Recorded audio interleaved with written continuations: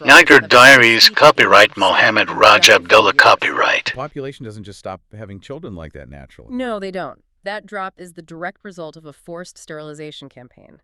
The demographic research shows a systematic, quota-driven campaign to implant IUDs in Uyghur women, very often completely against their will or without informed consent, or forcing them to undergo permanent tubal ligation surgeries under threat of internment. The leaked government documents actually use the phrase zero illegal births. And in this context, illegal simply means having more children than the state specifically allows for your ethnic group. While the rest of China was actively loosening the old one-child policy to encourage births, they were strictly and violently cracking down on the Uyghur population. The intent is explicitly clear in the data. They want to artificially dilute the population. They are maneuvering to ensure that within a generation or two, the Uyghurs become a permanent, manageable minority in their own ancestral homeland. And for the Uyghur children who are already born, what happens to them? If the parents are taken to the camps or forced into factory labor, the children do not go to live with their grandparents or aunts. They become wards of the state.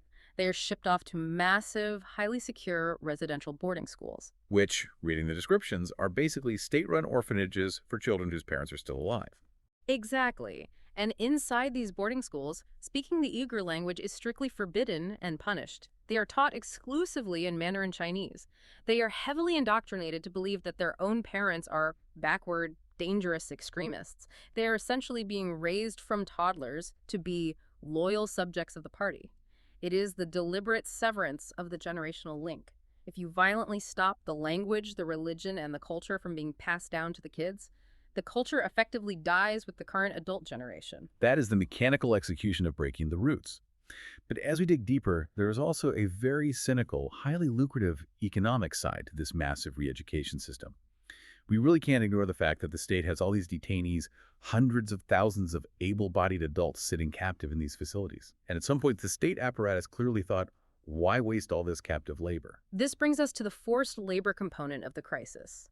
The state officially frames this in their media as a poverty alleviation program. They claim they are generously transferring surplus rural labor to modern factories to give them a better life. But when you read the breakdown of how this transfer actually works, it looks identical to state-sponsored human trafficking. It is modern indentured servitude. We have extensive reports tracking Uyghurs being moved in batches from the internment camps or sometimes drafted directly from their home villages and shipped to manufacturing factories, not just inside Xinjiang, but distributed all over eastern China. There was a specific incident mentioned in the research regarding a 19-year-old girl named Bui.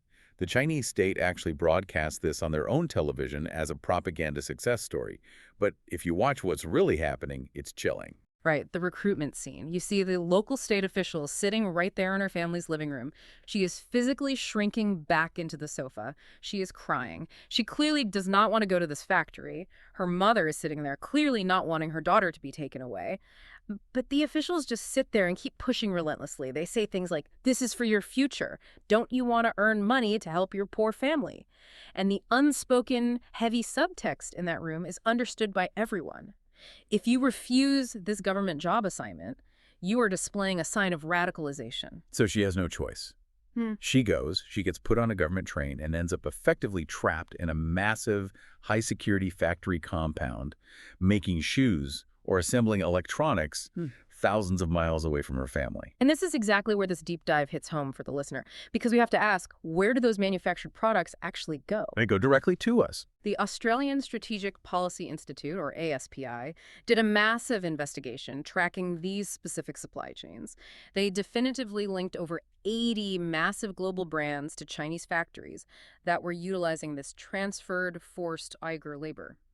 We are talking about some of the biggest names in global tech, fast fashion, and the automotive industry. The items we buy every day.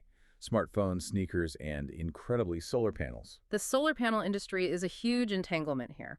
A massive percentage of the entire world's supply of polysilicon, which is the raw material needed for solar cells, comes directly from Xinjiang. So as the Western world tries to rapidly transition to green energy, we are very potentially building that clean future on the backs of enslaved Uyghur laborers. It creates a profound, incredibly complex moral crisis for the entire global economy. You would honestly think, given everything we've covered, the sprawling camps, the forced sterilization, the mass surveillance, the slave labor, the international community would be screaming from the rooftops. You'd think the UN would be mobilizing peacekeepers. But the global response, detailed in our sources, has been, well, complicated is putting it mildly. That's a very diplomatic way of putting it. It has been an absolute diplomatic battleground. On one side of the ledger, you do have the Western liberal democracies, the US, the UK, the EU, Canada. They have officially condemned the actions. The US government officially declared the situation a genocide. There have been targeted sanctions placed on CCP officials and bans on importing Xinjiang cotton. But then you flip the page and look at the other side. There is a massive block of countries that have actually signed official UN letters actively supporting and praising China's policies in the region. And the list of signatories includes Saudi Arabia, Egypt, Pakistan, the UAE. Which are almost all Muslim-majority nations. That is the part that I think thoroughly confuses people the most when they first read about this. Why are the traditional guardians of the Islamic world giving a complete diplomatic pass to a government that is essentially trying to outlaw Islam within its borders? It comes down to cold, hard, realpolitik. It is entirely about money and power. Remember the Belt and Road Initiative we talked about? China is the single biggest foreign investor in Pakistan. They are pouring hundreds of billions of dollars in infrastructure loans into the Middle East. They are a massive buyer of Iranian and Saudi oil. So their profound economic dependency completely trumps any sense of religious or cultural solidarity.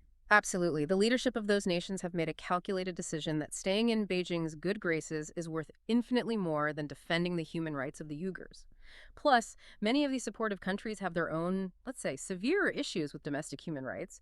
They really do not want to set a strong international precedent of intervening or criticizing a sovereign nation for how it handles its own internal minority populations. And China isn't just passively accepting support. They aren't afraid to aggressively twist arms. This is what the sources refer to as wolf warrior diplomacy. It's a highly aggressive, retaliatory diplomatic stance. If a foreign country or even a private corporation criticizes China regarding Xinjiang, Beijing doesn't just write a stern diplomatic memo. They instantly cut off vital trade routes. They ban your academic researchers. They threaten to detain your citizens who are living in China. We saw that exact intimidation play out with the threats made against the Uyghur diaspora living abroad. The incredibly long arm of the Chinese state apparatus, Uyghurs living freely in the US, in Europe, or in Turkey, they regularly receive terrifying messages on WeChat directly from Chinese local police back home. The messages are blunt. We have your mother in custody. Send us a picture of your current passport. Stop speaking to Western journalists immediately, or you will never see your family again. Is hostage blackmail operating on a global scale? It creates this impenetrable wall of silence. And the tragic reality is that it works. It has been incredibly brutally effective at muting a unified international response. The UN human rights chief was completely blocked from visiting the region for years, and when she finally was allowed in, the sources note it was a highly managed, staged Potemkin village tour where she couldn't speak to anyone freely. So let's try to somehow pull all this together and land the plane. We have covered a tremendous amount of very dark ground today. We've traced the journey from the deceptive, curated beauty of the tourist trails straight into the algorithmic nightmare of a total surveillance state. We've examined the camps, the forced sterilization programs, and the undeniable complicity of our own global supply chains. It is an incredibly heavy, bleak picture to take in, but it is exactly the kind of reality we have a responsibility to look at directly and analyze impartially. When I think back to the original mission of this deep dive, our goal to truly understand the underlying mechanics of this control, what strikes me the most is the cold sophistication of it all. This isn't a chaotic, bloody, disorganized massacre like we've seen in the history books of the 20th century. It's sterile. It's bureaucratic. It's high-tech. It represents the literal industrialization of human social engineering. The CCP is effectively proving to the world that if you have enough data servers, enough concrete, and enough ruthless political will, you can successfully and quietly, forcibly assimilate millions of people in the 21st century. And that actually leads me to the final, somewhat provocative thought I want to leave you, our listeners, with today. We as a global society often say, never again. We look back at the documented horrors of the 20th century, and we confidently tell ourselves, well, if we knew then what we know now, we absolutely would have stepped in and stopped it. But the uncomfortable truth is we do know now. We have the high-resolution satellite photos. We have the leaked government documents. We have the weeping witnesses testifying in front of cameras.